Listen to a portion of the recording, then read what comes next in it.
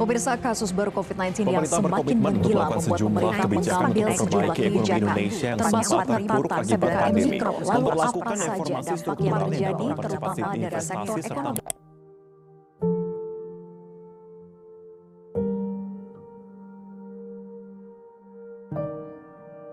Aku mulai dari kata Indonesia. Indonesia, negeri dengan sejuta potensi dan keindahan alam di dalamnya. Indonesia, negeri dengan populasi lebih dari 275 juta jiwa. Indonesia yang kaya akan kekayaan alamnya, padi, jagung, kapas, kelapa, nila, kerapu, tembaga, hingga batu bara tersimpan di dalamnya. Pada tahun 2022 ini, negara kita, Indonesia, telah melewati krisis yang luar biasa dahsyat dampaknya ke semua sektor kehidupan kita. Mulai dari kesehatan, sosial, pendidikan, hingga perekonomian.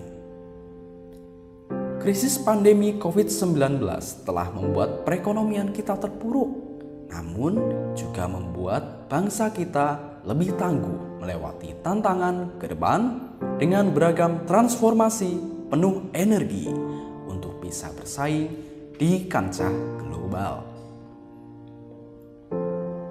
Berbagai langkah penanganan pandemi COVID-19 dan pemulihan ekonomi oleh pemerintah Indonesia menunjukkan hasil yang baik dan diakui oleh dunia. Dalam sektor ekonomi, khususnya dunia usaha, koperasi, dan UMKM mengalami dampak yang berat dari sisi produksi, pemasaran, dan pembiayaan. Tantangan telah dihadapi oleh dunia perkoperasian nasional. Hal ini tidak hanya sekadar mengubah cara berbisnis dengan memanfaatkan perkembangan teknologi digital dan inovasi produk.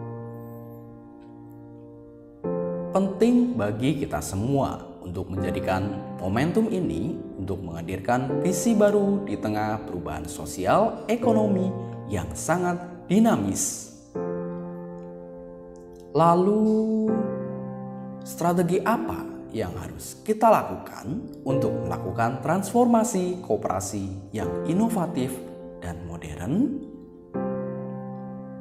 Hal pertama yang diperlukan adalah perlu adanya perbaikan ekosistem, kemudian usaha yang memungkinkan koperasi bisa mengakses pasar yang lebih luas.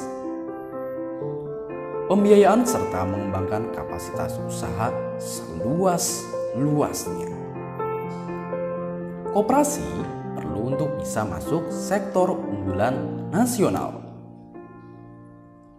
Hal penting selanjutnya adalah perlu adanya instrumen kebijakan yang mampu mewadahi kerja kolaboratif seluruh pemangku kebijakan. Ini penting karena akan menyangkut pendidikan, pelatihan, dan pendampingan koperasi itu sendiri. Dan yang terakhir, jika kita mengingat permasalahan ekonomi saat pandemi COVID-19, ada banyak sekali pelajaran berharga yang kita dapat. Salah satunya adalah perlu adanya sistem pengawas dan penjamin simpanan di koperasi agar semua orang yang menyimpan atau investasi di koperasi merasa aman dalam diri mereka. Koperasi Indonesia telah melewati banyak rangkaian sejarah dan masalah. Koperasi juga telah mampu bangkit dari semua ujian yang ada hingga mampu bertahan sampai saat ini. Bersama Koperasi Indonesia, bangkit lebih cepat, pulih lebih kuat.